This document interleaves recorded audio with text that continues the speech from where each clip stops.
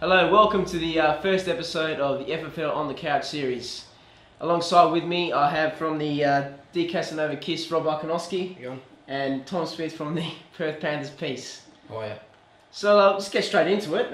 Week 3 has just been completed. It's fair to say a lot of injuries have happened this week. What's the latest on the injuries in some of the players? We got you just got a lot of players from the same teams. I think the West Indies this week: Simon Black, Jordan Lewis, and Sam Fisher, Ling. They run out the game, but there'll be question marks over them. Big Rewalt. Rewalt's big. Hargrave, Mitch Clark, maybe suspension for the Reds. And I mean, a lot of other teams. 3 for the Ramblers, Bayswater 1, Trinity 1, and Subin just in that last game for the Casanovas.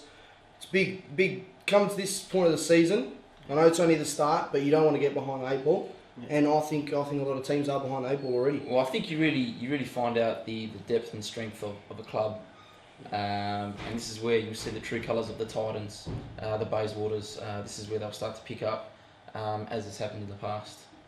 So it's pretty much to say injuries and luck plays a big part in the season. I mean, Morley Reds losing Rewalt, that is big. That's huge. Losing them in their forward line, now they have to look for someone else who's on their bench who really is not a high scorer. What do teams do and stuff like that? Well, that's what it comes down to drafting as well. I mean, a lot of teams, you pick your big players up and you don't need injuries. Put it this way, you don't need injuries. And this is going to show the Reds' depth in their team. They have injury in their back line as well, maybe, possibly, with Hargrave. Brian Hargrave seems to be injured, yeah. So this is going to test them next week. This is probably where you see the vital or the importance of taking more forwards, defenders, key position players rather than your midfielders early. You get found out if you cop a big injury like Nick Rewalt. They're saying today could be 16 weeks. That's really going to hurt the Reds, and I don't think they can find someone who's going to be able to replace Nick Rewalt. Yeah. Has the hamstring come off the bone? Do we know that for sure? Well, that's what we've heard this morning. We obviously need that confirmed within the next 24 hours.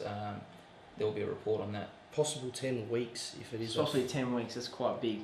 Okay, we're going to bring our first special guest on tonight. It is the assistant coach from Moducar FC who are in the First Division, and their captain is also Nick Rewalt. So we'll get the latest on Nick and Moducar FC. So we'll welcome in Daniel to the studio. Welcome, Daniel. Hey guys, how are you? Sad day for football, especially at MICFC with obviously the loss of Nick Rewalt, our captain. I don't know if you guys probably saw the game. He twisted his ankle early on in the second quarter. He came out. He was off for about 10 minutes. He pretty much walked it off. But as you know, when you go back onto the field with niggling injury, your other body parts compensate for it. So that's pretty much why his hammy. He's pulled it. We're not sure if it's off the bone yet, so we're still doing some tests. But it is a sad day. Not sure how we're going to replace him. But Stanton will be coming in as the captain next week. We also have copped a few other injuries this week, Black and Hargrave. So it's not looking too good now. We're probably going to be looking for some trades this week. But yeah, not a good day for MICFC considering we had such a great start to the season. And in my opinion, we were probably tipped to be the favourites. And now it looks like we're going to be in amongst the pack. So. Well, Daniel, where to now? It's not like the Premier Division where you've got the top 5 that are going to be in final contention. First spot up for grabs. You don't come first. You see yourself in Division 1 next year. Where do you go from here? Well, again, John and I have to have this discussion over the next week as to see who's going to be starting and what trades we can make to try and fill the spots. I mean, at this point in the time, it's just sort of a rebuilding exercise. Start from ground zero, basically. Do you delist him? If it is a major injury, and major injury, I say any longer than 4 or 5 weeks, he'll probably be delisted. Definitely, yes. How key is Nick to your side? Well, it's real. He's our captain. What can I say? I mean, if you look at the scores over the last couple of weeks, it's 100 plus, pretty much. Last week he was 147, which gave us 300 points. So he's our key player. I mean, there's not really much more to say about that. I mean, if you have a look at the other players in the team, the only player that comes close is Jay Brown. But even this week, he was under 194, I think he got. So, end of the day, Rewalt was a massive loss to MICFC and to Morley Reds. Yeah, Morley Reds. I think this is a good indication now to see if John Ferrer is actually worth his big contract. He's got injuries. He has to make some decisions. What's your thoughts on that?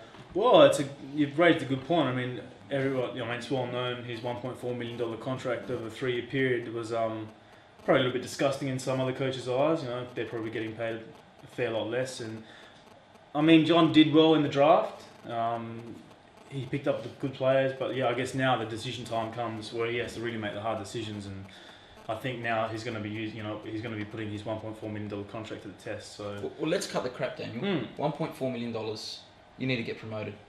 Oh, I agree totally. I mean, we were in the spot to get promoted. We had the players. We've run into some bad injury problems, so just a rebuilding exercise. He has to sort of get it together and see what we can do with the next week. I mean, we haven't really got together yet, so I can't really say a lot about it. But I do agree that kind of money and budget that we've spent on a coach, we are looking for promotion this season. So anything less than first is going to be a major disappointment. Was Rewalt underdone before the game? Sorry? Was Rewalt underdone before the game? Underdone? Yep. Underdone. Has he had a bad week on the track? Oh, I mean, he had a great training session this week. We've come up with we've had 2 wins. He's had 2 great scores. Training was fine. It was just bad luck, really. I think the twisted ankle sort of started the domino effect, and then the hammy later in the second quarter, and game over. I think John made 2 bad decisions this week. He started Simon Black and Farron Ray. Yep. He put Brad Ebert and Matt Rose on the bench. That's cost you can say, another 150 points. Now, I think the critics will be out of that tomorrow. Now, what should John do? Because Brad and Matt definitely should have played this week, and it's obviously affected the side. Yep. Now, where to now? Because I think you're gone, honestly, Modricar. You've lost too many injuries, too many bad decisions. Can you be up there again this year and try and win promotion?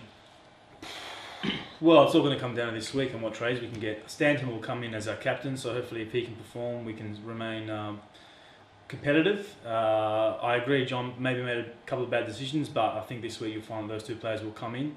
And yeah, again, it's just going to be one of those things. It really comes down to this week and what we can get in terms of trading. If we are looking to trade, obviously we are, especially if we've got 3 or 4 permanent injuries. Because I think Black, Hargrave hasn't been confirmed whether they're going to be out for this week yet. Yeah, it looks like he's got a bit of a calf strain, so older age bodies, they normally take a bit longer to get over the injuries. Also, Brock McLean as also, well. Brock McLean was very... Yeah, that's right. We had 4 injuries in the game. And Henshaw as well.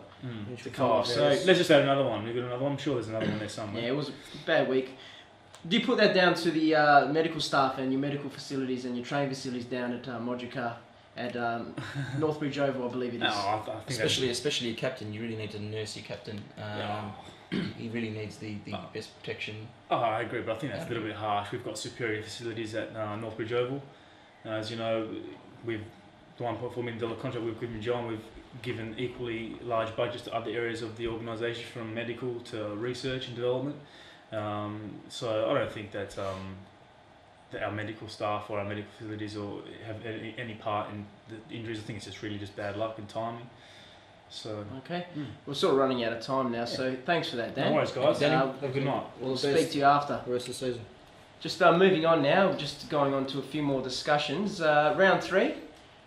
What are your thoughts on the results, and who are the teams at the moment that look better than the rest and who are looking for finals football?